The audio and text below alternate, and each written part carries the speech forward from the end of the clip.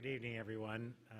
I'm David Elwood. I'm the dean here at the Kennedy School, and I want to welcome you to the John F. Kennedy Jr. Forum for what is always one of the very great nights of the year.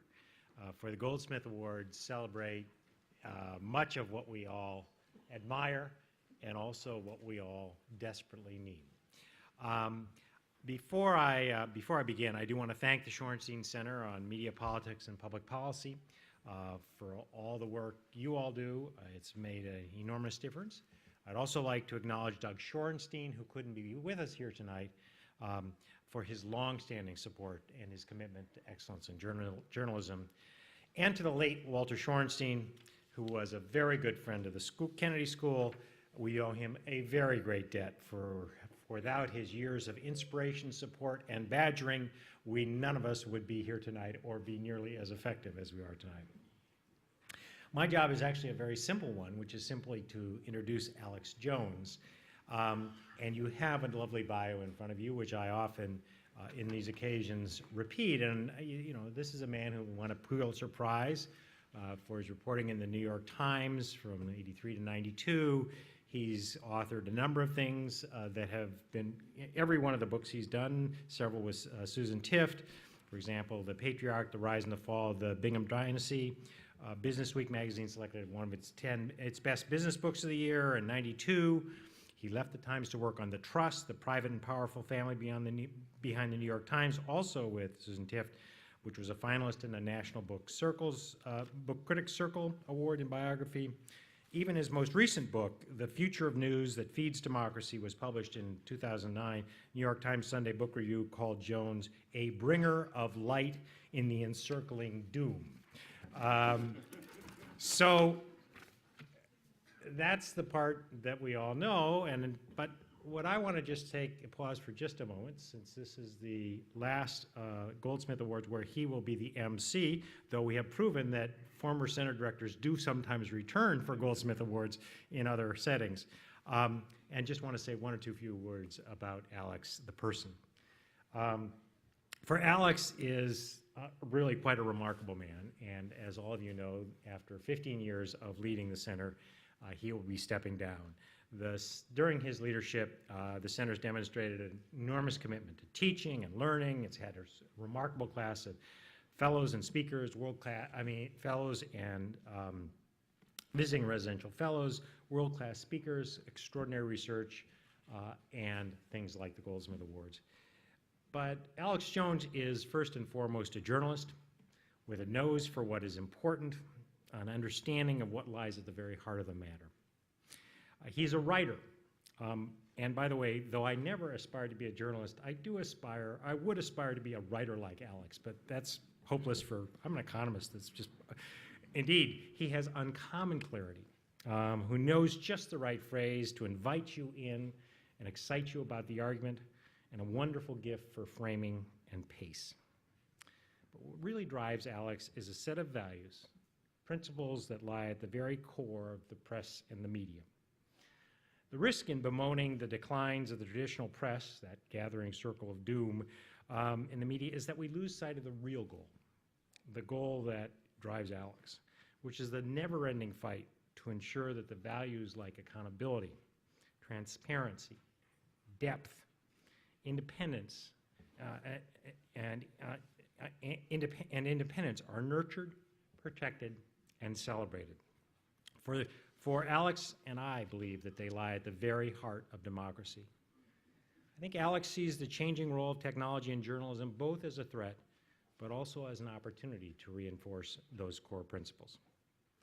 Finally, and most importantly, Alex brings a deep and abiding humanity to his dealings with everyone who has had the pleasure and honor to know him. Whether it is in his intense support for Susan Tift in her valiant battle with cancer, or just the kind and generous words to colleagues, Alex is simply a very good person. Ladies and gentlemen, Alex Jones.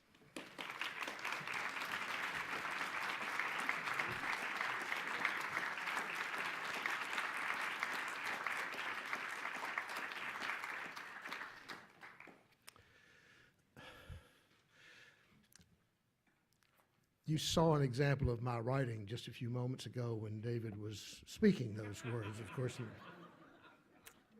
quite seriously, thank you very much, David. It means a great deal to me. One of the great pleasures of being at the Kennedy School is being here during much of the tenure, well, all of the tenure of David Ellwood as dean, and it's been a great pleasure and honor to work with him through all these years.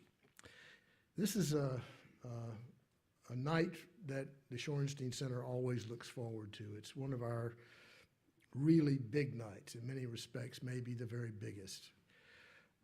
This is the year that marks the 24th anniversary of the Goldsmith Awards program.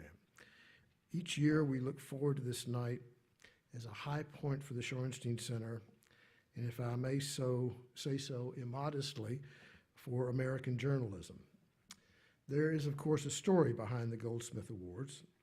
Bob Greenfield, then a Philadelphia lawyer, had a client named Berta Marks Goldsmith who had told him of her intent to leave him her entire estate, which was not insignificant. Bob simply declined to accept it and went searching for a good way to use the money for a purpose that Berta would have approved. She was passionately interested in good government, followed the news ardently, and was particularly outraged at misconduct by people with public responsibility. Eventually, Bob connected with Marvin Kalb, the Shorenstein Center's founding director and our career award winner tonight. The result was the Goldsmith Awards in political journalism, which include the investigative reporting prizes, book prizes, fellowships, and the Career Award. In 2012, after an extraordinary life of achievement and many, many contributions to the common good, Bob Greenfield died at 97. I believe that the creation and support of the Goldsmith Awards was one of Bob's proudest accomplishments, a pride that his family shares. We are joined tonight by several members of the Greenfield family and members of the Greenfield Foundation. Mike Greenfield, who serves as a Goldsmith judge, and his wife Elaine and their two children, one of whom is in the hands of his father right over there. Jill Greenfield Feldman, president of the Greenfield Foundation, and Bill Epstein. Without the Greenfield Foundation's continued support and good faith, this would not be possible. This night would simply not happen. Please join me in showing our appreciation to the Greenfield family and to those associated with the Greenfield Foundation.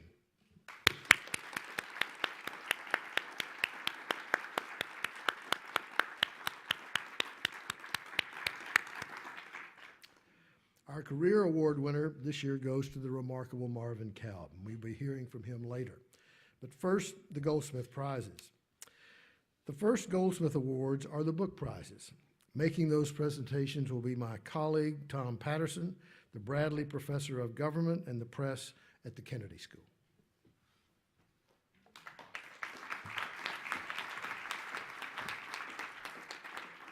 So, thank you, Alex. Each year we award 2 Goldsmith Book Prizes, one for the best academic book in the field of media, politics, and public policy, the other for the best trade book. Each prize carries with it a $5,000 cash award.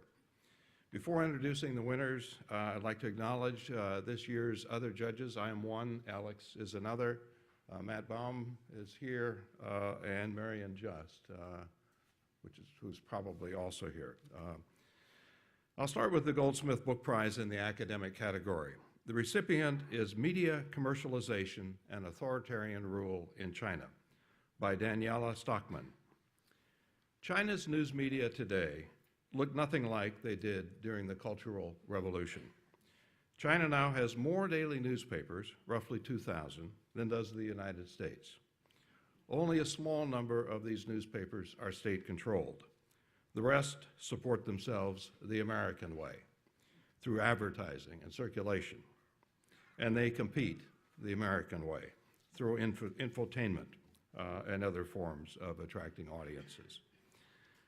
This style has given the commercial media in China audience credibility. In opinion surveys, they rank much higher on the trust level than do the state-owned outlets. Now, this would seem to threaten China's government. But contrary to what we might assume, as Professor Stockman's content analysis and survey data show, the commercialization of China's media has strengthened the Communist Party's control.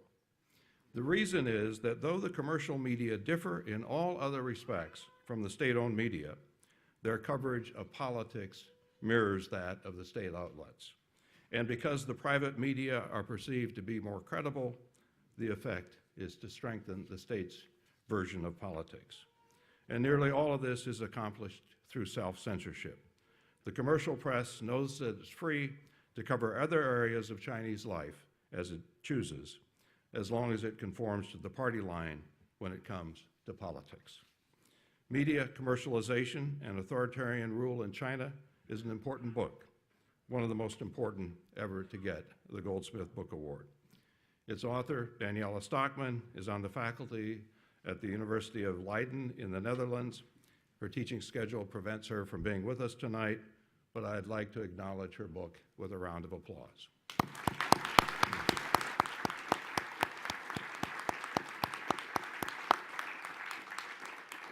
Now, as I mentioned at the outset, we also award a Goldsmith Prize in the trade book category. This year's winner is The Invention of News: How the World Came to Know About Itself. Its author, Andrew Pettigrew, is a British historian who's on the faculty of Scotland's oldest university, St. Andrews. Now, what can a history book that ends in 1800 teach us about the digital era? Well, as it turns out, just about everything. In tracing the history of news from the era of the town crier to the dawning of the daily newspaper, Andrew Pettigrew shows us that there's nothing really new about digital news. People have always had a thirst for the gruesome and the amusing. Stupid cat videos, the clickbait of our time, have nothing on the past. The early German newspapers had a fascination with lurid crime, often spicing up the story with a woodcut. One woodcut showed a murderer hacking a child into symmetrical pieces. The Brothers Grimm found inspiration on their doorstep. Right. We also learned from this book that control of the news has always interested the powerful. What we just said about China, and often say about the White House, has nothing on the early Christian church, medieval kings, or the French Revolution's reign of terror. Robespierre was one of several former journalists at the heart of that exercise in mind control. Changes in news delivery have always rearranged power structures, usually toward democratization. We see that happening with the internet. In an earlier age, the rise of the newspaper fueled the decline of monarchy. We also learn from this book that information seeks to be free. Today's investigative journalists, the ones that we celebrate here tonight, have centuries-old counterparts, like those that expose the financial corruption within the Catholic Church that helped fuel the Protestant Revolution. But the central lesson of the invention of news is that people have always had a thirst for news. We may be witnessing the death of some community newspapers, but you can't kill the news. People need it, and they want it. The Invention of News is a fascinating book that deserves a place on your nightstand. Andrew Pettigrew, please step forward to receive the Goldsmith Trade Book Award.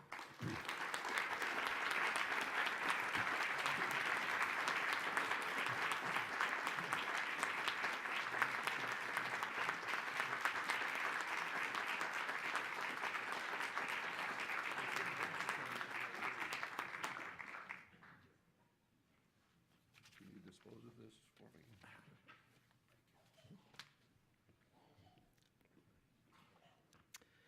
It is now my honor to introduce each of the 6 finalists for the Goldsmith Prize for Investigative Reporting. This year's competition was extremely competitive, I'm glad to say. In these difficult times for journalism, one might fear that the quantity and quality and ambition of investigative reporting would be in decline. But that was definitely not the case with this year's entries. This year's judges, in addition to Mike Greenfield, were Lorelei Kelly, Susan Smith Richardson, David Shribman, and Paul Tash. No judge is allowed to vote for an entry from his or her own news organization or affiliate. In January, after long deliberation, the judges select the 6 finalists and also the winner. We announce the finalists at once because part of the purpose of the Goldsmith Prize for investigative journalism is to call attention to the excellent work they all did and to other great investigative work as well. That's part of the idea of this prize, to focus attention on investigative reporting and what it can do. So it is with great pleasure that I describe the 6 finalists, each of which in its own way was regarded as extraordinary. They will be presented in alphabetical order by news organization. Binland Lee was a 22-year-old senior at Boston University who lived with 13 others in a house meant for far fewer people. Her room was in the eaves of the attic where she had slung a beach ball-colored hammock inspired by a school trip to Belize. In the early hours of April 28, 2013, she had trudged up the stairs and gone to sleep. A fire broke out and spread quickly. There was only one way out, which was a gross violation of fire codes, and Binland died. Alarm bells should have gone off all over Boston, the self-proclaimed college capital of the world, but nothing happened except we mourned her. But in 2014, the Boston Globe's famous Spotlight team decided to focus on situations like Binland's that were the norm for much of Boston's college population. What they found was a harrowing pattern of opportunistic exploitation and official indifference. Often lawless landlords drove a specialty market in student housing by chopping up large homes to cram in as many tenants as possible in basements, attics, and living and dining rooms. Conditions were both squalid and dangerous, with scampering rodents, broken locks, missing smoke detectors, and inaccessible exits. Financially strapped students facing huge tuition bills were easy prey. But these shabby, overcrowded student tenements were hugely profitable because so many were paying rent. The city, it turned out, was utterly unable or unwilling to address the problem. Its inspectors were outnumbered, passive, and disorganized. The city had no clue how many units were illegally overcrowded, which landlords were the most chronic offenders, and the universities were often unwilling to share the information they had about where their own students lived as a matter of privacy. So the Boston Globe set about creating its own database from the chaos of inspection records and scraps of information. The team undertook months of house-to-house interviews and commissioned a student survey that found overcrowding endemic. They sent out student journalists as undercover agents to act as student renters and found landlords scoffing at occupancy limits and substandard conditions. And they also did a deep look into the fire that killed Binland Lee. The result was a 3-part series that rocked Boston and changed things. The city's new mayor vowed immediately to boost the ranks of inspectors and pursue the most persistent landlord violators. He demanded that colleges add thousands of new dorm beds. Colleges that had been reluctant to share information about student housing changed their policies. The city council convened hearings on a major university's business ties to one especially notorious rental housing magnate. The problem was real, and the peril immediate, and the impact of the journalism was powerful, which is the bullseye for Goldsmith quality investigations. Please join me in recognizing Thomas Farragher, Jonathan Saltzman, Jen Abelson, Casey Ross, and Todd Wallach of the Boston Globe Spotlight team for their exemplary work on the series Shadow Campus, Overcrowded, Unsafe Housing. Would you stand?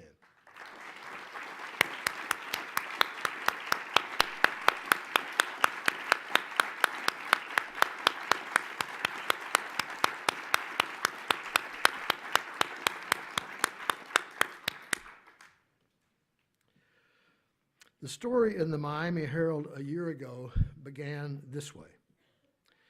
Fraternal twins Tarji and Tavotai Gordon were born together, but died 2 years, 8 months, and 24 days apart.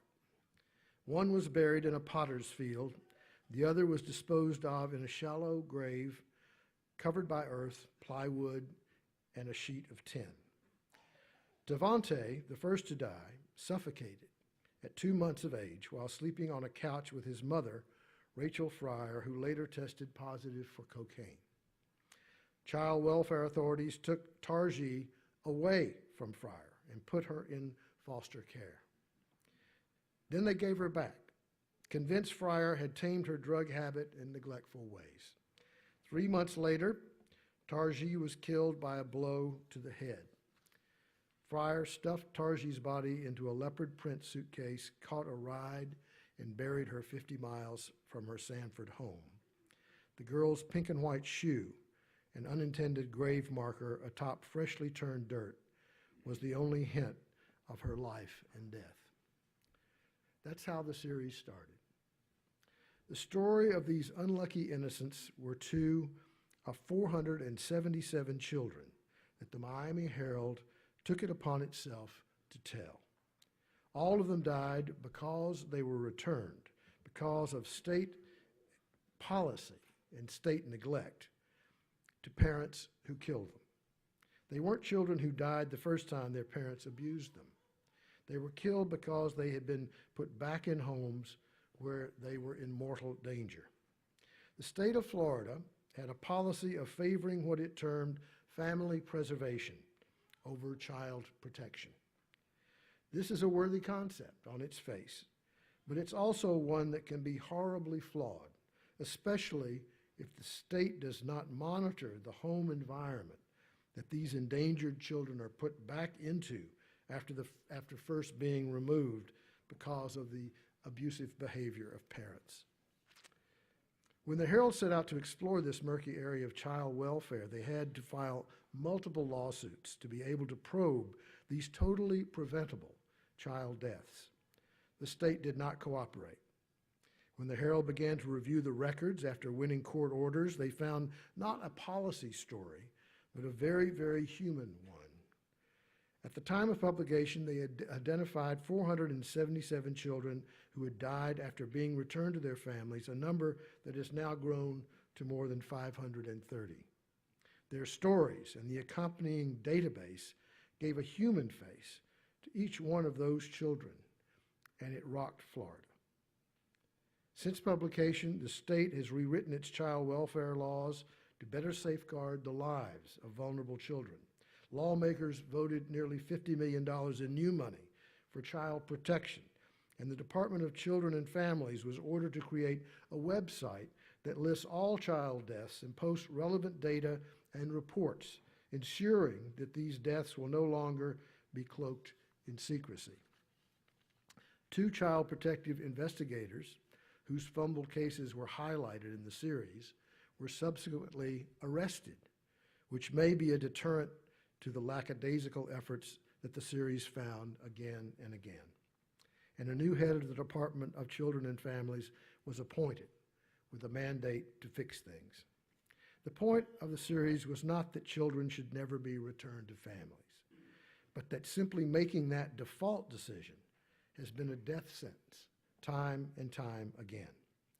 Please join me in recognizing the work of Carol Marvin Miller, Audra Birch, Mary Ellen Cass, Emily Michaud, Cara DePena, and Laz Gamio for their Miami Herald series, Innocence Lost.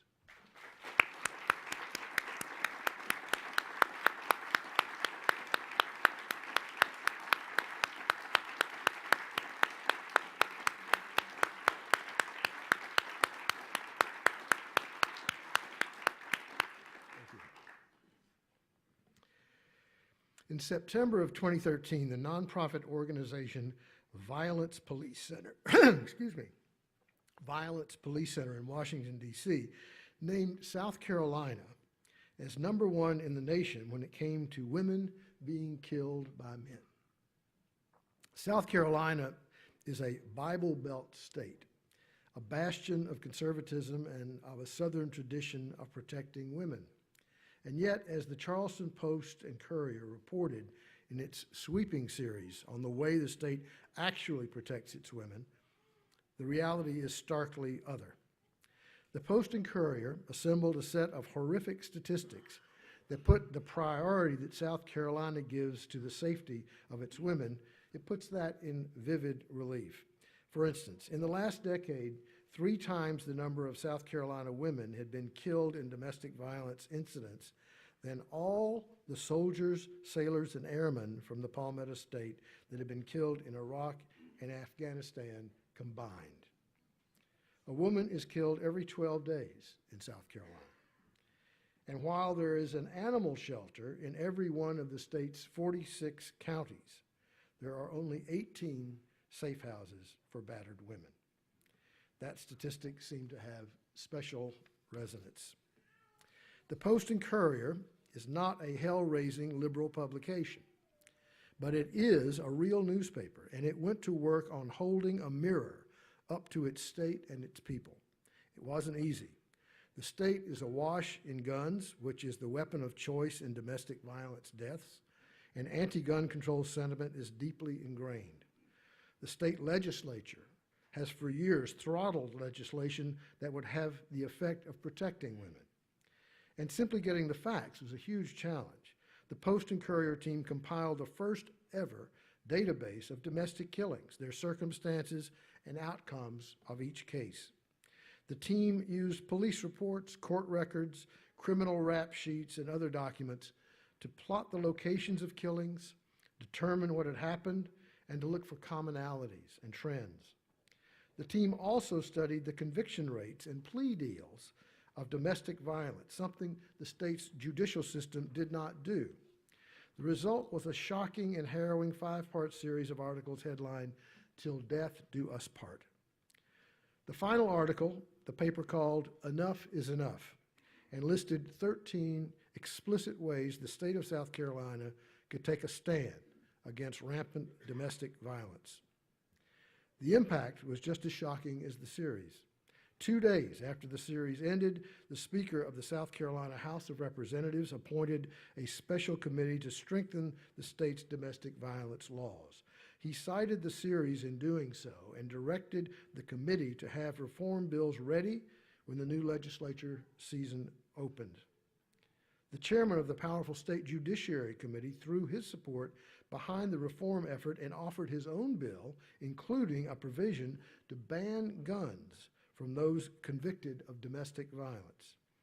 Then Governor Nikki Haley, a Tea Party favorite, formed a domestic violence task force and expressed her support for the gun legislation. The Attorney General announced a push to put more prosecutors in the field to combat domestic violence. And in Charleston, the series was credited with a joint effort by police, prosecutors, social workers, victim advocates, and medical officials to join in creating a fatality review team, something that had not existed before. For South Carolina, it was a powerful demonstration of journalistic independence and willingness to take on a serious problem with politics pushed aside. Please join me in recognizing Jennifer Berry Hawes, Doug Pardue, Glenn Smith, Natalie Kala Hoff, and Glenn Smith of the Charleston Post and Courier for "Till Death Do Us Part."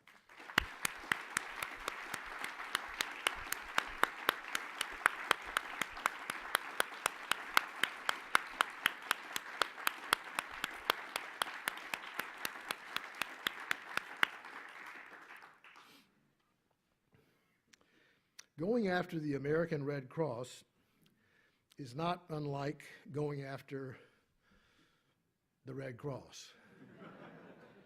It's one of the nation's most admired and respected charitable organizations. When disaster strikes, the Red Cross is the beneficiary of a surge of donations based on the faith that, as the organization has long claimed, more than 90 cents of every dollar goes to people in need. Open-hearted citizens donated more than $300 million to the group after Superstorm Sandy in 2012, and another $1 billion in 2013. So when ProPublica, the author with NPR of this Goldsmith finalist project, got a tip urging a close look at how the Red Cross had used that avalanche of donations. It seemed doubtful that there was a story there. Indeed, the journalists were unable to confirm that money had been wasted or misspent. But that lack of confirmation was due largely to as a result of the opacity of the annual reports and IRS filings that charities like the Red Cross submit. What became clear was that attempts to follow the money were especially difficult at the Red Cross, which was far less transparent than other charities. Rather than take on a big project, a small story was published, laying out what the journalists did not know. Then they published another story about how the Red Cross had hired an expensive law firm to fight one of the public records requests about Hurricane Sandy spending, citing concern that the documents might reveal what the Red Cross termed trade secrets. We live in a viral age, and this went viral. People were outraged that a nonprofit would cite trade secrets as a reason for withholding information about how it had used money from donors. At the end of both stories, there was a call out asking anyone with knowledge about the Red Cross to get in touch. It worked. Sources poured in, bearing documents and personal stories. Throughout the reporting that followed, the Red Cross was opaque and dissembling. Officials leaned on sources to stop talking, but that didn't work. The product of the journalistic inquiry was a portrait of a well-intentioned organization with its priorities skewed and its execution terribly flawed. For instance, trucks that were to be used for distributing aid were instead told to create an impressive backdrop for press conferences intended to boost the image and fundraising of the Red Cross. The articles showed failure to deliver basics such as food, blankets, and batteries to storm victims, and trucks of meals that were spoiled before they could reach those in need. As far as the journalists were concerned, the series was a harsh lesson, but a necessary one if the Red Cross is to be ready for the next great storm. Red Cross executives have now said that they have made changes that would prevent such failures in the future, though there is evidence that this may not really be true. One thing is certain: the Red Cross culture of opacity has been breached. The charity withdrew its attempt to block the New York Attorney General from releasing a report on how Sandy donations were spent, dropping its trade secrets argument. Please join me in recognizing the work of ProPublica's Justin Elliott and Jesse Eisinger and NPR's Laura Sullivan for the Red Cross's secret disaster.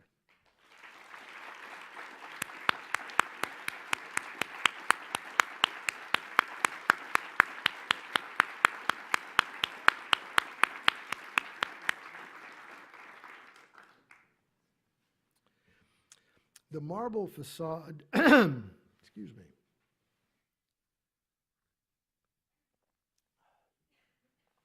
The marble facade of the U.S. Supreme Court building proclaims a high ideal, equal justice under law. Reuters tested that promise. To get a sense of the impact of the Reuters series, The Echo Chamber, here are a few reactions. Fascinating, wrote Jeffrey Toobin, who covers the Supreme Court for CNN and The New Yorker. Big, tweeted Nina Totenberg, who covers the court for NPR. Spectacular, wrote Linda Greenhouse, the Dean of Supreme Court Reporters and a winner of the Pulitzer Prize for her coverage. Bill Moyers blogged, "How is it that a branch of government that's supposed to serve as a neutral arbiter fails so frequently on the side of the wealthy and powerful?" The thing that had dazzled these veteran Supreme Court watchers was Reuters' utterly novel and unprecedented examination of the court's docket to scrutinize its most secretive process, how the justices select which cases they will hear. And it turns out that the result was a genuine insight. A small group of lawyers has secured special entree to America's court of last resorts. and given their clients, almost always the nation's largest corporations, a disproportionate chance to influence the law of the land. The Reuters team dissected more than 10,000 appeals and spanned 9 Supreme Court terms and involved almost 17,000 lawyers. Among those attorneys, 17,000, they identified a group that might best be called the elite of the elite. 66 lawyers who succeeded in getting their cases before the court at an incredible rate. And of those 66 lawyers, 51 work for law firms that primarily represent corporate interests.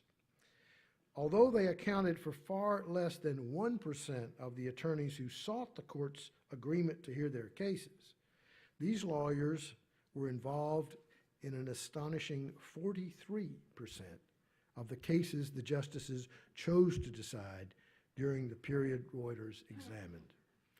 To explicate these findings, the reporters interviewed hundreds of America's top lawyers and constitutional lawyers, and in a true reporting coup, they got on-the-record interviews with 8 of the 9 sitting justices. Justice Ruth Bader Ginsburg, with her typical candor, said it flatly: business can pay for the best counsel money can buy. The average citizen cannot. That's just reality. To cite another statistic from the series, 30% of individuals' petitions were accepted when filed by a member of this legal elite. When the lawyer was not from this elite group, the number accepted was 1%. Might this change because of the series? Probably not much. But at least now we know. Please join me in recognizing the work of Joan Biskupik, Janet Roberts, and John Schiffman of Reuters for the echo chamber.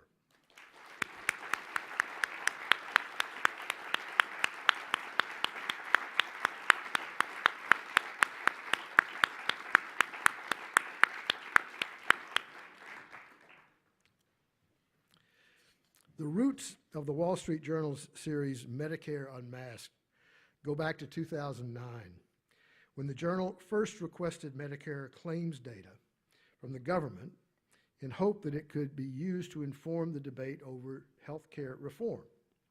The agency that runs Medicare declined, saying that such data couldn't be obtained under the Freedom of Information Act. There ensued years, literally years, of negotiations and lawsuits. Finally, last April, Medicare was forced to reveal for the first time billing data for 880,000 Medicare providers, not patients, but providers. The new data just concerned 2012, but it was a watershed moment in government transparency. Journal reporters analyzed the data's 9.2 million records, and the result was a series of articles the Journal headlined Medicare Unmasked, which shed new light on the workings of the nearly $600 billion program for the elderly and disabled. And what did the Journal investigation reveal? High payments to specialists, pain specialists to test for PCP and other drugs rarely abused by seniors, and an effort by the testing industry to cover even more unnecessary tests, an effort that the agency stopped after the series ran. The Journal revealed that a high-profile laboratory collected hundreds of millions of dollars from Medicare by using the quite controversial practice of paying doctors to send it patients for blood testing. 2 weeks after the Journal article, the lab's CEO resigned under pressure.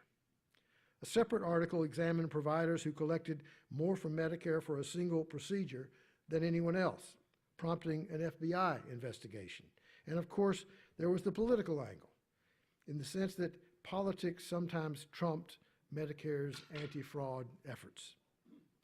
The abuses continue to be revealed, but the Journal's determination to get access to the data and then to mine it was a model of the kind of journalism possible in our data-driven world. Please join me in recognizing Christopher Stewart, Christopher Weaver, John Carreyrou, Tom McGinty, Rob Berry, and Anna Wild Matthews of the Wall Street Journal for Medicare Unmasked.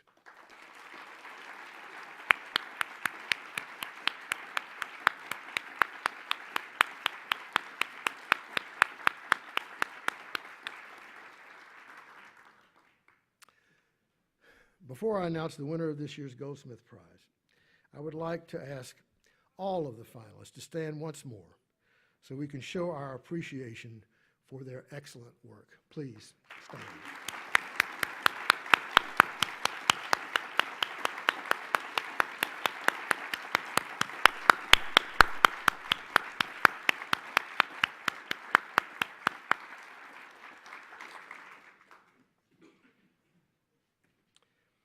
And now the winner of this year's Goldsmith Prize for Investigative Reporting. The Miami Herald's Innocence Lost by Carol Marvin Miller, Audra Birch, Mary Ellen Koss, Emily Michaud, Cara DePena, and Laz Gamio. Please come forward.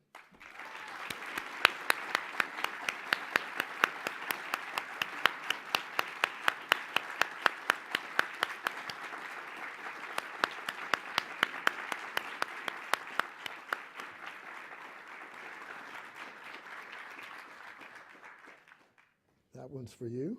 Thank you. This one is for you. And we have a photograph, of course.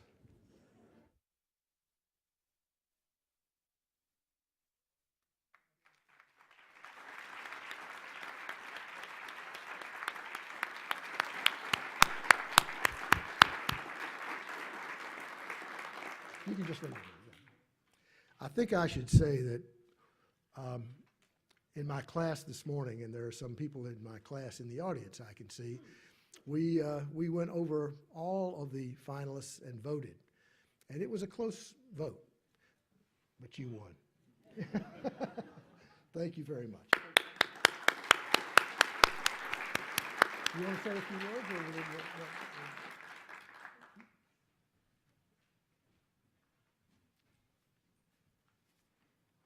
Thank you very much.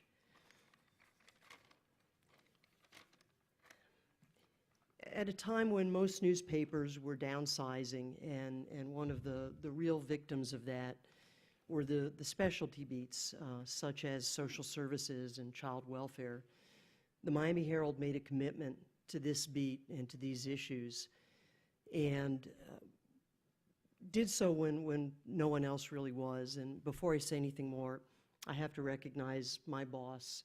His name is Casey Frank, and he's sitting right over there. He is the investigations editor, and before that, he handled some beats, including mine.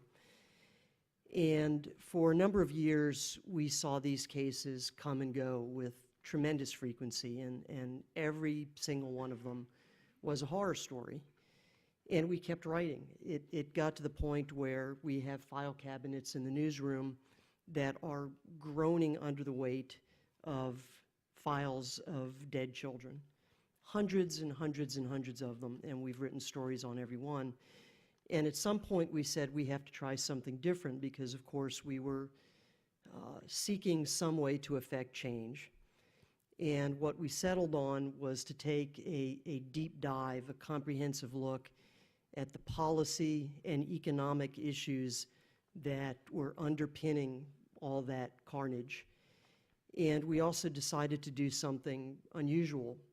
We wanted to try marrying two different genres of reporting, and that was sort of traditional investigative reporting and classic narrative storytelling. And more than that, I really wanted to work with Audra. I just really wanted to work with Audra because she's an absolute joy and the best writer I know. And that is the result that you saw, a series that could have been dry and flat and talked about policy issues and been wonky that way, except it wasn't, because Audra so viscerally elevated the storytelling. And she's going to talk about that in a little bit.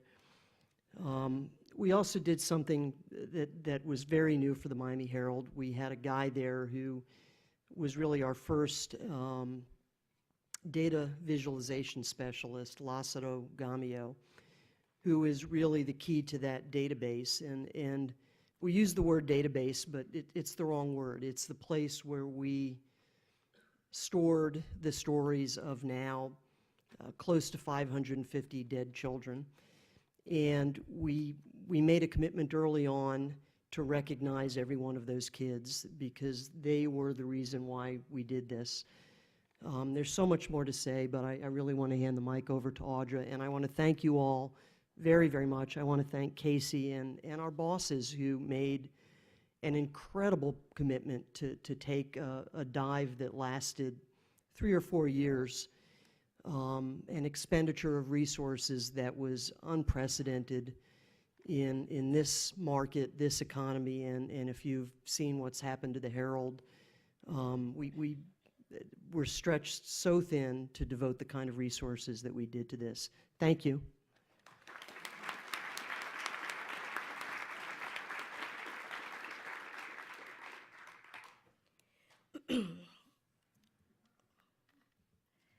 You know, early on, we decided that we wanted to really humanize this project, and Carol and I decided that we really wanted this, as she said, to rise above policy.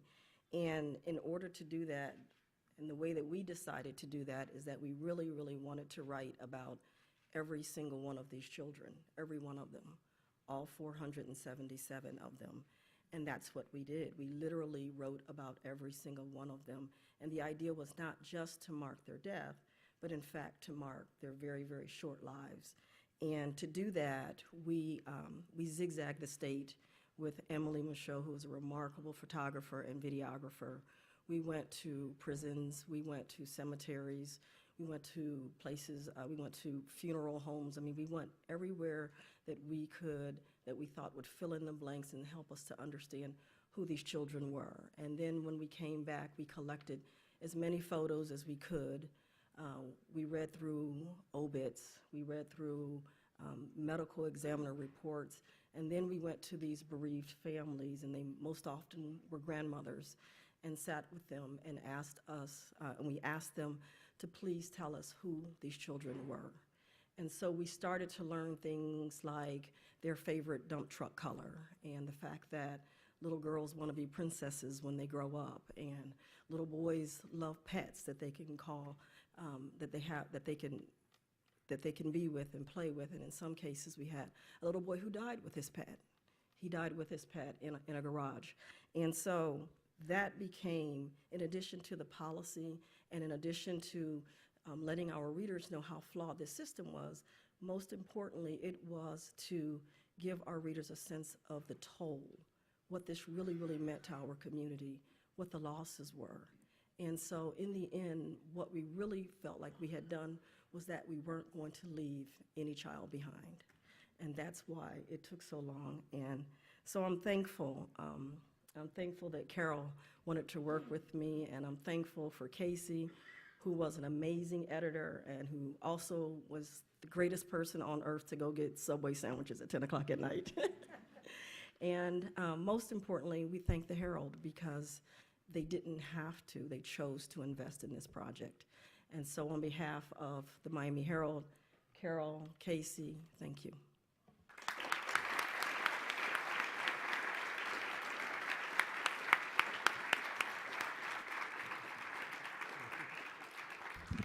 Tomorrow morning, we're going to be having a panel over on the top of the Taubman building with all of the finalists talking about how they did what they did. So I hope you'll join us for that.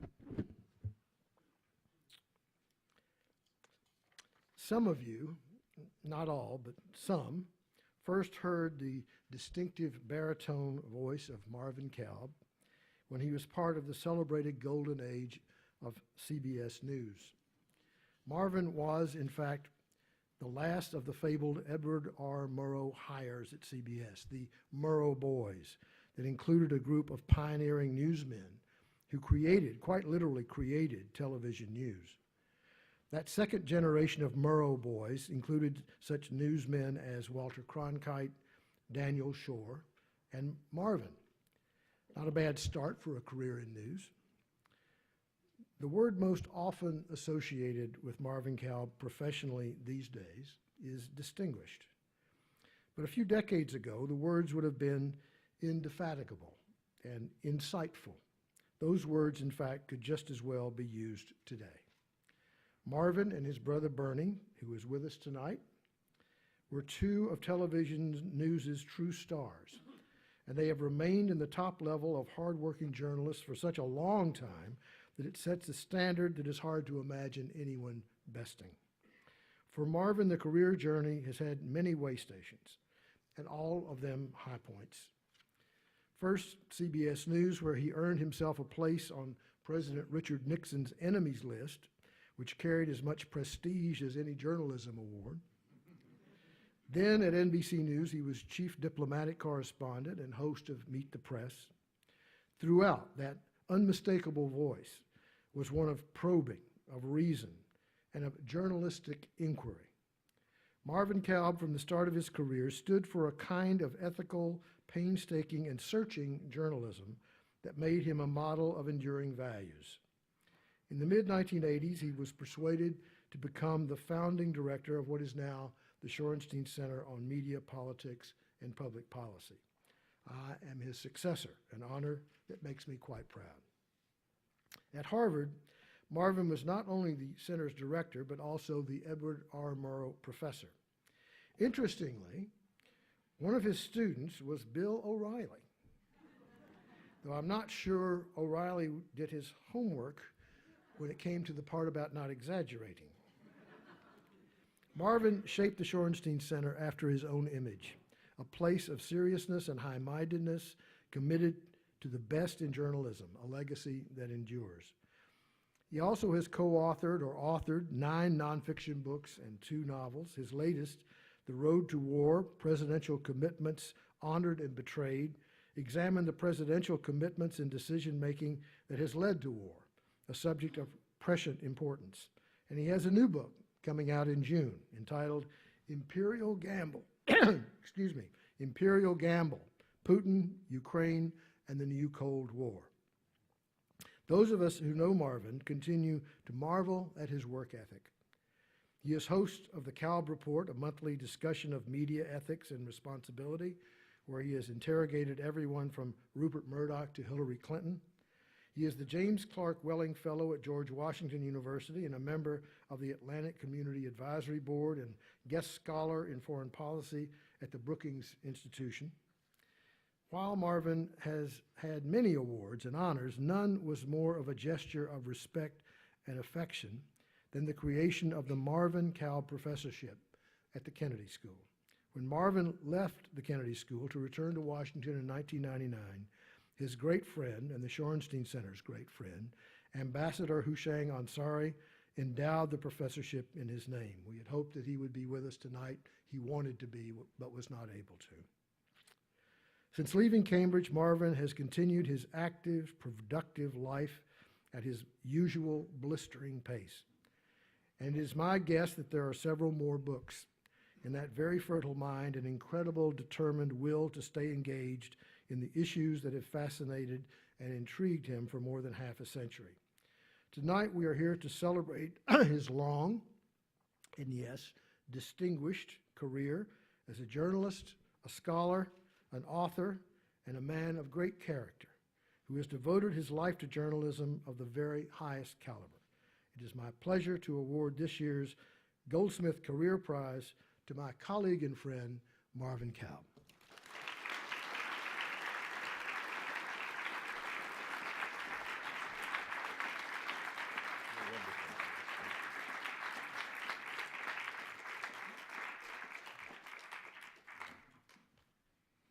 Alex, thank you very much for that overly generous introduction. And you know the story.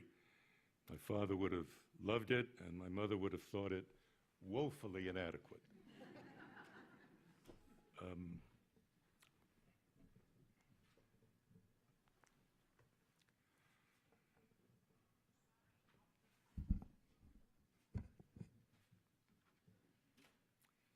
I want to thank a number of people here tonight, Alex, not just you, but the people at the Shorenstein Center, where I spent 12 marvelous years, loved every moment of it.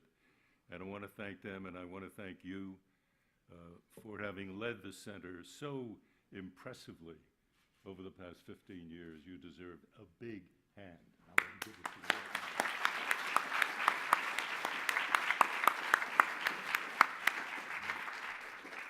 I want to thank Dean Elwood, who's always been a great fan and a great supporter of the center, and it's terribly important to us from day one to tonight. Thank you for being with us.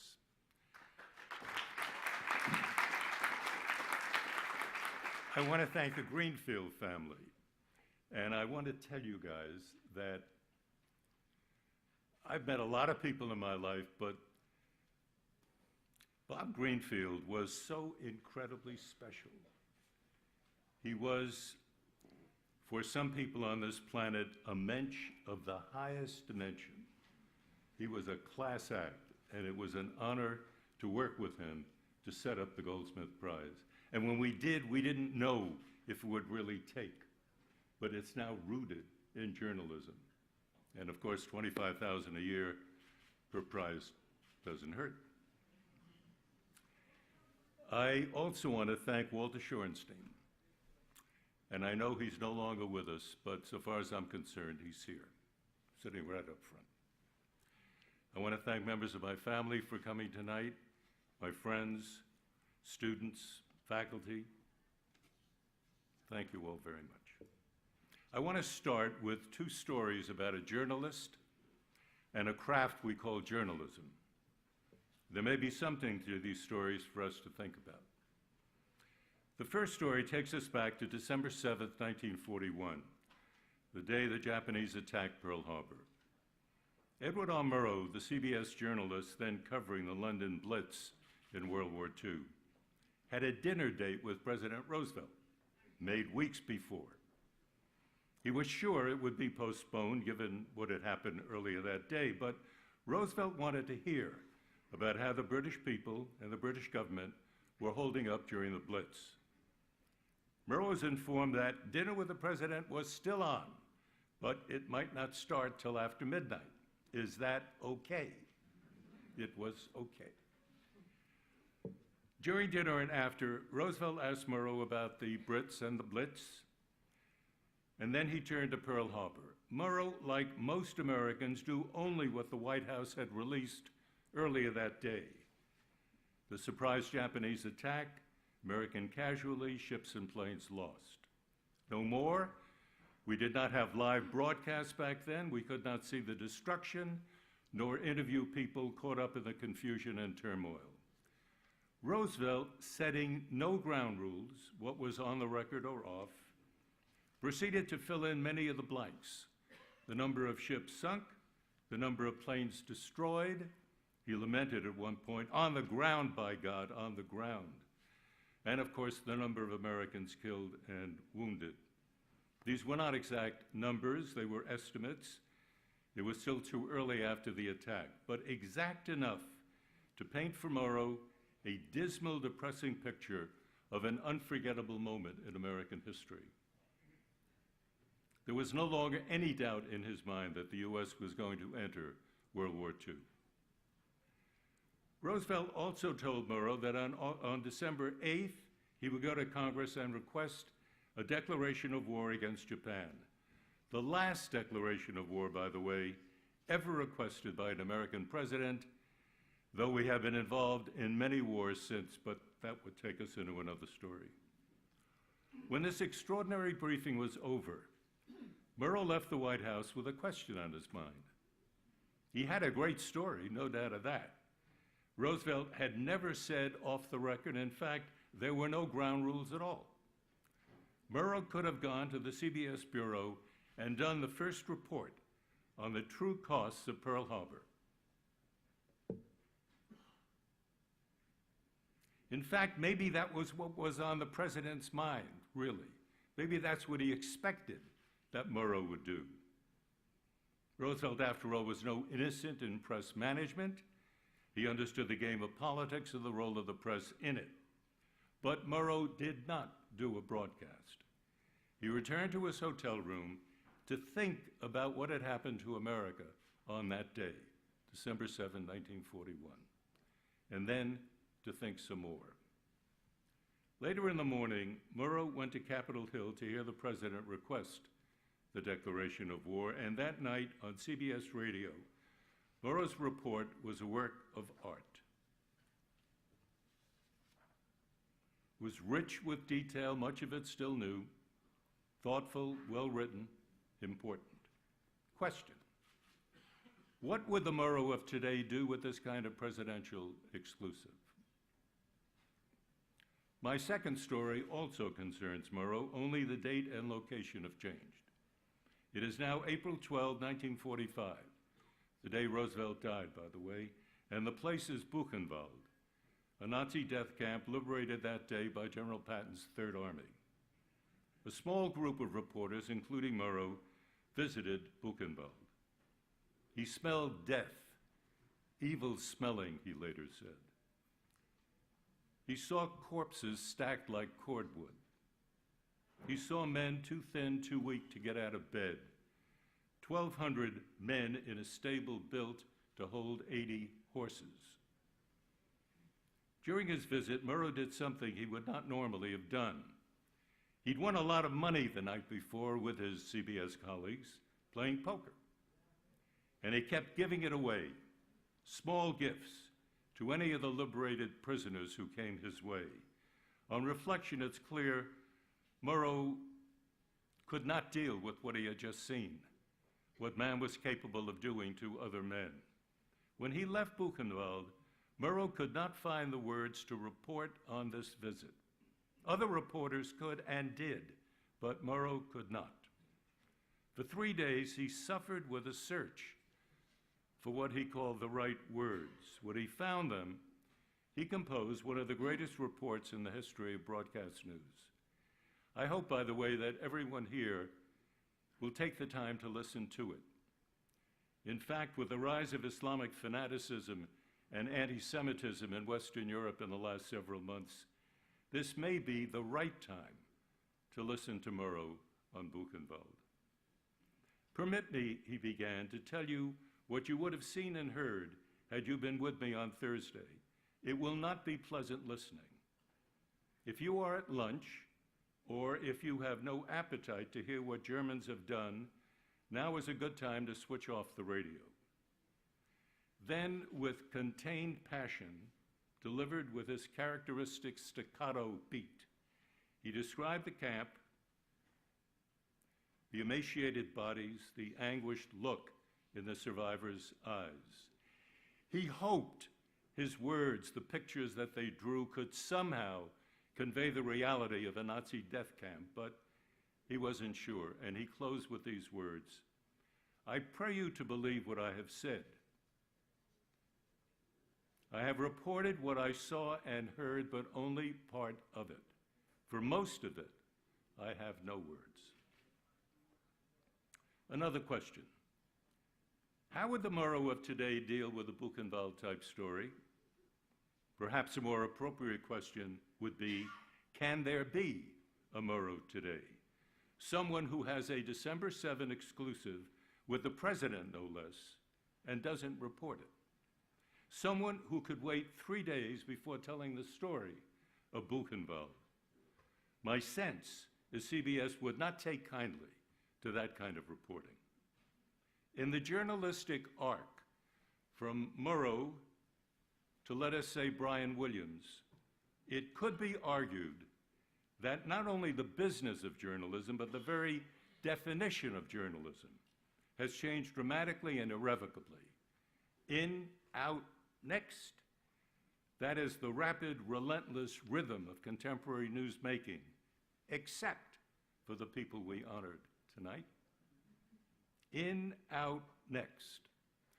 On the other hand, thinking, reflection, perspective, that's all well and good, but not for now, and maybe not ever. Of course, it could also be argued that journalism as a craft has not changed at all. Only the technology has changed. Like the Gutenberg Bible, like the telegraph in the 1840s, like the internet today, the technology keeps changing, but not the craft of journalism. It is still the same effort to find out what's going on and tell us about it. Maybe many years from now, when we look back upon this time, we'll learn the true impact of the digital age on our democracy, how we govern ourselves. We already know its impact on journalism. Fewer newspapers, tighter budgets, continuing cutbacks, personal anxiety, less respect for journalists and journalism. Fighting this depressing trend is the mushrooming of alternative journalistic enterprises, mostly on websites, but any number of newspapers too, which provide not only jobs, but hope for the future. I have in mind Global Post, for example, and the Pulitzer Center for Crisis Reporting, where I currently hang my hat, and others such as ProPublica. Everyone is trying to find a workable, sustainable financial model for modern journalism. And this is not exactly the right time to sit back and figure out where we are in American journalism. In the last month or so, we have all lost a courageous journalist in CBS's Bob Simon, a remarkable journalist and columnist, Arnaud de Bourgraff, an incredibly talented writer in David Carr of the New York Times. We have also lost, if that is the right verb, Jon Stewart of Comedy Central, the man more undergraduates turn to for their daily news fix than any other TV performer. And we have all watched the evening news descend another step toward irrelevance. When NBC's chief anchorman, Brian Williams, was forced to step down for 6 months, I think it will be a lot longer. Charged, charitably put, with a modern TV version of self-aggrandizement. Clearly, he exaggerated his role in covering the Iraq War and the Katrina storm, something other anchors, such as Fox's Bill O'Reilly, have also been accused of doing. On talk shows, Williams seemed to boast about his role as a reporter, the risks he faced, and the courage he showed, all, I suspect, in an effort to beef up his ratings for the nightly news program. Forgetting that, whether on talk shows or nightly news, he was the face of NBC, and many people believed him. O'Reilly, in a similar situation, reacted by fighting back fiercely and then watching his ratings soar by 11%. Why did Williams do what he did? One, because he's a terrific storyteller. He loves to spin a yarn. And two, the pressure of ratings drive TV anchors, newspaper columnists, probably even university professors, excuse me, to push the boundaries of truth-telling to attract a wider audience, sometimes for no reason more compelling than the desire to get a return invitation. Truth in the digital age has become a slippery commodity, exploited, expanded, and manipulated for maximum personal or professional advantage. My concern is the effect of digital reporting on our democracy. In the mid-1990s, I did a research paper for the Shorenstein Center called The New News, my very modest attempt to explain the changes then rocketing through the industry. Looking back, I realize I barely scratched the surface. We have, in fact, been living through a revolution in communications unlike any the world has ever seen or experienced before. It's Gutenberg to the nth power. It affects everything, reality and our perception of reality. We see and understand things through the many prisms that compose the digital age. The ubiquitous iPhones, Twitter, social media, Instagrams, all the rest. New today, discardable tomorrow. Nothing any longer seems durable. We are understandably fascinated by the new news, the new technology, the digital age, but so is the Islamic State. So are Presidents Obama and Putin. The world is now wired for instantaneous communication, everyone searching for and expecting immediate answers and gratification. For example, a morning Poroshenko comment on Ukraine becomes instant fodder for analysis and decision-making, not just by journalists, but also by presidents. What's new here is the speed and the effect of that speed. It has now come to be expected by the noon briefing, or sooner, the administration will have produced an official policy statement or an evasive non-statement in response to Poroshenko's comment. Let's say that the question is, should we send lethal weapons to Ukraine? Yes, says a ready Senator McCain, and he's on television, by the way, more than an anchorman. Yes, echoes a Washington think tank, Brookings in this case. No, for God's sakes, implore a few pale and innocent professors. If someone is keeping score, the yeses seem to be winning this debate. Mid-afternoon and an always reliable source hints that the president is close to a decision. And by evening news time, the White House says definitively that the president has not yet made up his mind, that he's still thinking about sending lethal arms to Ukraine. Reporters frown. They've heard all this before. Their copy reflects their impatience and disappointment. He is indecisive. He is a poor leader, they say. This judgment, by the way, is made in Washington. But because of the technology, it becomes instantaneous wisdom all over the world. Tom Brokaw calls this the Big Bang theory of modern-day journalism, and I should add public policy deliberation as well. And presidents, frustrated often by much of this mindless chatter, seek new ways to go around the mainstream media and directly to the voter, an unfortunate pattern of evasion that presidents from Richard Nixon to Barack Obama have employed to duck the inquisitive reporter.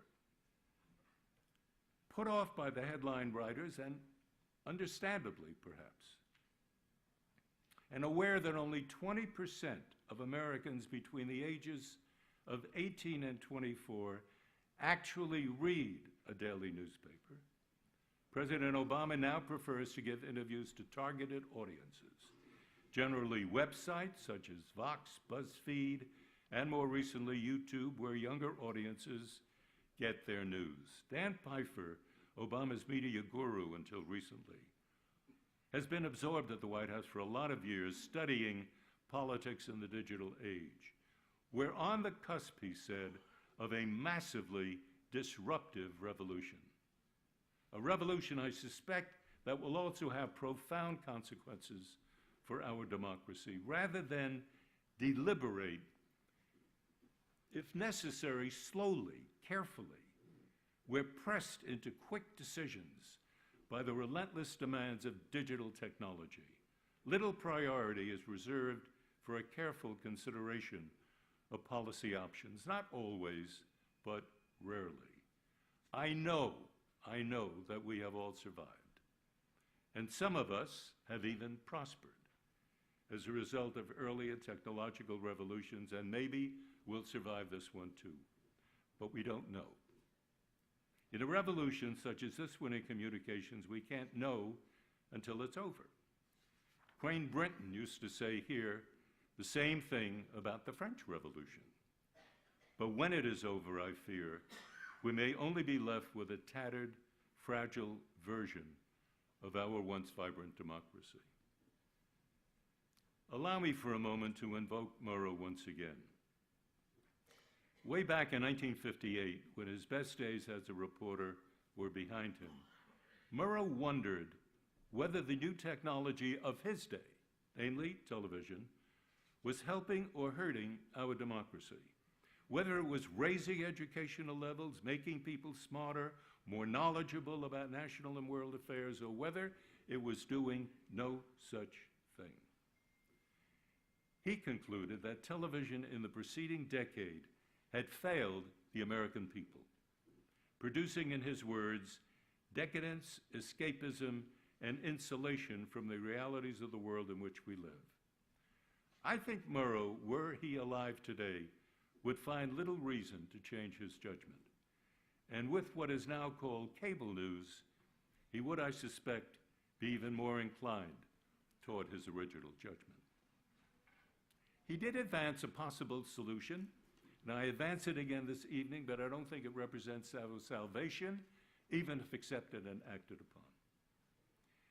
And that is that each of the 20 or 30 major corporations sponsoring radio and TV programs devote 1 hour or 2 every year to the networks for a discussion of important issues like a presidential election. That would represent minimally 20 or 40 hours of additional programming on these issues, all without the usual 6 minutes an hour break for commercial interruption. Murrow's idea was not accepted in 1958, and I doubt that it will be accepted today, but his concerns ought to be explored and respected. He described the American people as wealthy, fat, comfortable, and complacent. True then and probably true today as well. He then quoted columnist Haywood Broun as saying, "No body politic is healthy until it begins to itch." Murrow, in this sense, wanted us to itch. And what produced the itch, as he saw it, was good television. It has awesome potential, and its influence and power are still pervasive. It's even invaded the iPhone and the wristwatch. But in Murrow's view, if this instrument, television, is good for nothing but to entertain, amuse, and insulate, then the tube is flickering. And then he added a short paragraph which has been quoted thousands of times. This instrument can teach, it can illuminate, yes, it can even inspire. But it can only do so to the extent that humans are determined to use it to those ends. Otherwise, it's nothing but lights and wires in a box. Now, today we know it's wires and lights in a cloud, no longer a box, but the same challenge beckons to the leaders of American media and, as important, to American journalists operating now under severe financial and technological pressures. We are still a free and open society, and in my experience, the best lubricant for a free and open society is a virile, unafraid press, doing its constitutionally guaranteed job of finding out what's going on and telling us about it, even if people in authority do not like what you're telling us. With a free press, the sky's the limit. Without it, we are, to quote a former president, in deep doo-doo. I close now with a story about my undergraduate days at the City College of New York. I took a course there in creative writing, thinking one day, like the dean, I could be a writer. Professor Teddy Goodman was my teacher. He asked his students to write short stories, measuring them all in fits of wild exuberance against the work of James Joyce. Every week, a student or two would read his short story to the class, invite comments, good or bad, and then Goodman, standing in the back of the room, would walk to the front and pronounce, "Yes, you may be a writer one day," or, "No, you ought to go to dental school." Well, one day my turn came. I read my story. I thought it was pretty good. A few students agreed, and then came the Goodman moment. He strode to the front of the class. I thought I saw a mischievous look in his eyes. He asked for my story. I handed it to him. He glanced at it, looked at me, and pronounced, "This is a very promising story." And then he paused, but only for a moment, before proclaiming in a loud theatrical voice, "For the waste bin," at which point he threw my story in the waste bin. I was left in a state of shock, my mouth open, tears forming, before I rushed out of his room, only to hear Goodman shouting after me, "Kalb, all you will ever be in life is a journalist." Poor Teddy Goodman. He didn't realize he had just paid me the ultimate compliment. Thank you all very much. Thank you.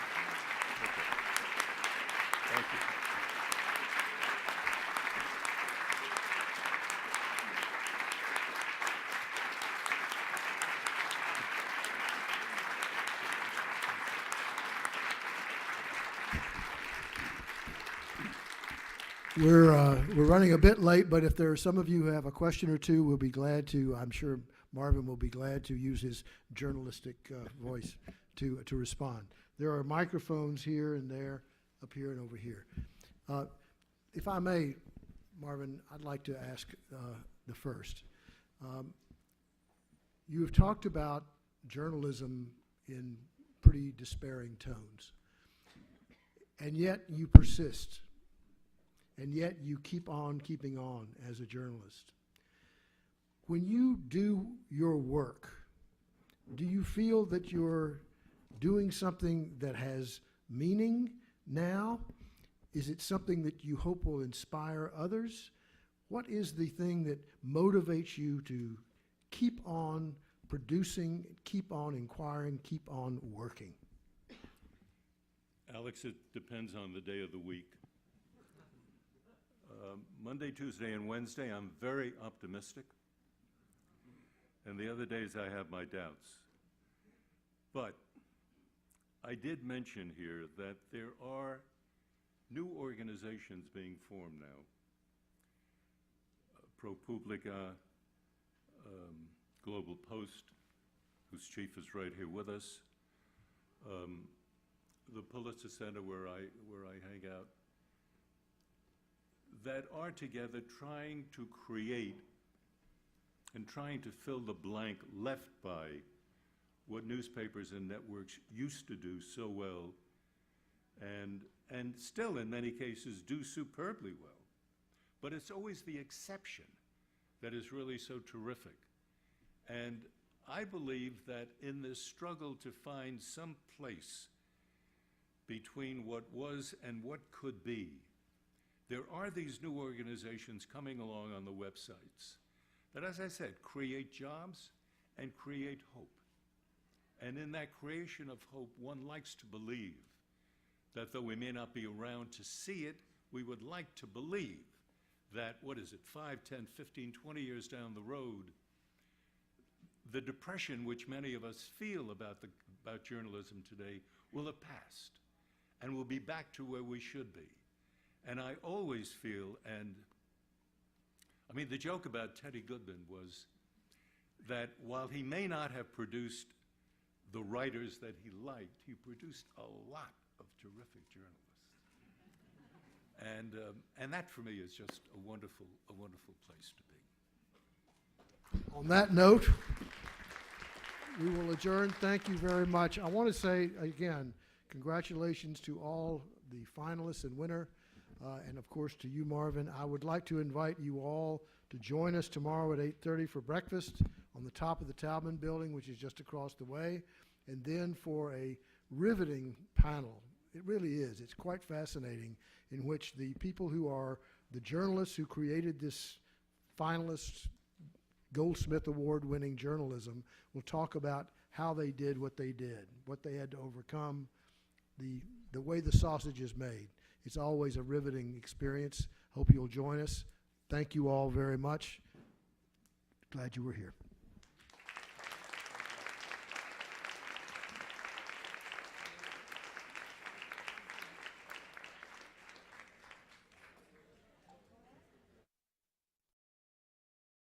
Was speaking those words, of course. Quite seriously, thank you very much, David. It means a great deal to me. One of the great pleasures of being at the Kennedy School is being here during much of the tenure, well, all of the tenure of David Ellwood as dean, and it's been a great pleasure and honor to work with him through all these years. This is a night that the Shorenstein Center always looks forward to. It's one of our really big nights, in many respects, maybe the very biggest. This is the year that marks the 24th anniversary of the Goldsmith Awards program. Each year we look forward to this night as a high point for the Shorenstein Center and if I may say so immodestly, for American journalism. There is, of course, a story behind the Goldsmith Awards. Bob Greenfield, then a Philadelphia lawyer, had a client named Berta Marks Goldsmith who had told him of her intent to leave him her entire estate, which was not insignificant. Bob simply declined to accept it and went searching for a good way to use the money for a purpose that Berta would have approved. She was passionately interested in good government, followed the news ardently, and was particularly outraged at misconduct by people with public responsibility. Eventually, Bob connected with Marvin Kalb, the Shorenstein Center's founding director and our career award winner tonight. The result was the Goldsmith Awards in political journalism, which include the investigative reporting prizes, book prizes, fellowships, and the Career Award. In 2012, after an extraordinary life of achievement and many, many contributions to the common good, Bob Greenfield died at 97. I believe that the creation and support of the Goldsmith Awards was one of Bob's proudest accomplishments, a pride that his family shares. We are joined tonight by several members of the Greenfield family and members of the Greenfield Foundation. Mike Greenfield, who serves as a Goldsmith judge, and his wife Elaine and their 2 children, one of whom is in the hands of his father right over there. Jill Greenfield Feldman, president of the Greenfield Foundation, and Bill Epstein. Without the Greenfield Foundation's continued support and good faith, this would not be possible. This night would simply not happen. Please join me in showing our appreciation to the Greenfield family and to those associated with the Greenfield Foundation.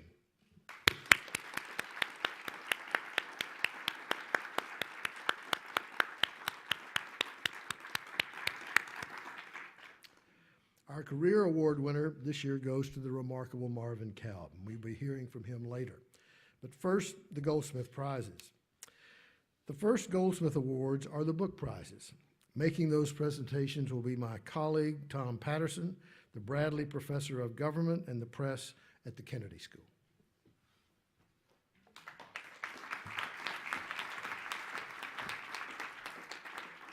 So, thank you, Alex.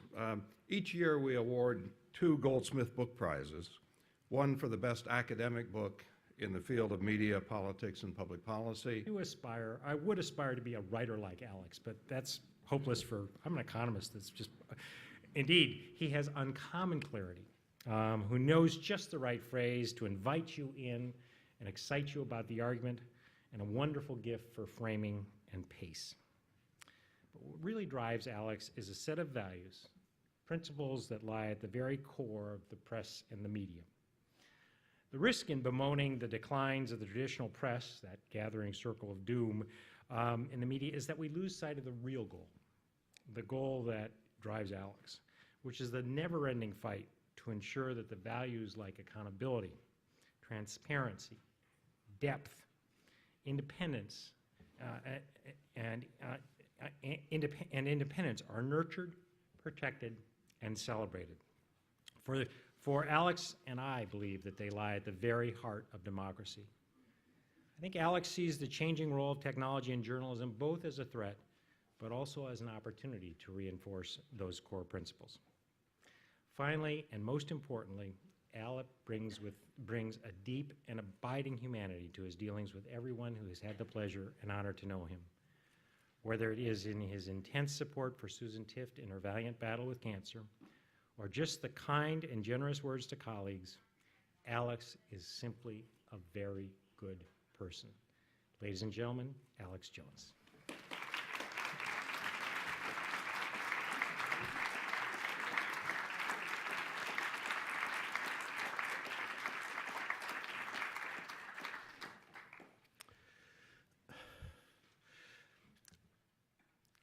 You saw an example of my writing just a few moments ago when David... Times from 83 to 92. He's authored a number of things that have been, every one of the books he's done, several with Susan Tift. For example, The Patriarch, The Rise and the Fall of the Bingham Dynasty. Business Week magazine selected one of its best business books of the year in '92. He left the Times to work on The Trust, The Private and Powerful Family Behind the New York Times, also with Susan Tift, which was a finalist in the National Book Critics Circle Award in Biography. Even his most recent book, The Future of News That Feeds Democracy, was published in 2009. New York Times Sunday Book Review called Jones a bringer of light in the encircling doom. So that's the part that we all know, but what I want to just pause for just a moment, since this is the last Goldsmith Awards where he will be the MC, though we have proven that former center directors do sometimes return for Goldsmith Awards in other settings. And just want to say one or two few words about Alex, the person.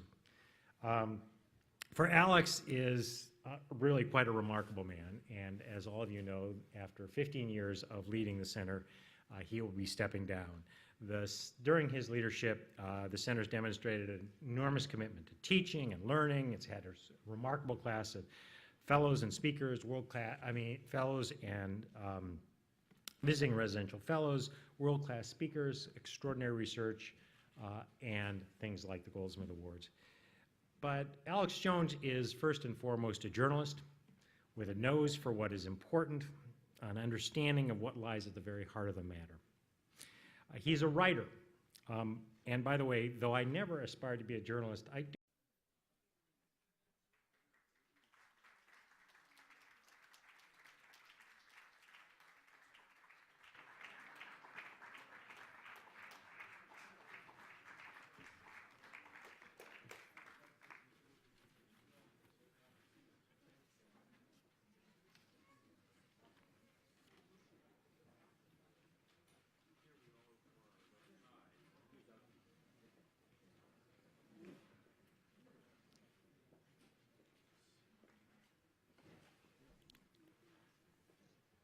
Good evening, everyone. I'm David Elwood. I'm the dean here at the Kennedy School, and I want to welcome you to the John F. Kennedy Jr. Forum for what is always one of the very great nights of the year. For the Goldsmith Awards celebrate much of what we all admire and also what we all desperately need. Before I begin, I do want to thank the Shorenstein Center on Media Politics and Public Policy for all the work you all do. It's made an enormous difference. I'd also like to acknowledge Doug Shorenstein, who couldn't be with us here tonight, for his longstanding support and his commitment to excellence in journalism, and to the late Walter Shorenstein, who was a very good friend of the Kennedy School. We owe him a very great debt for without his years of inspiration, support, and badgering, none of us would be here tonight or be nearly as effective as we are tonight. My job is actually a very simple one, which is simply to introduce Alex Jones. And you have a lovely bio in front of you, which I often, in these occasions, repeat. And, this is a man who won a Pulitzer Prize for his reporting in the New York Times.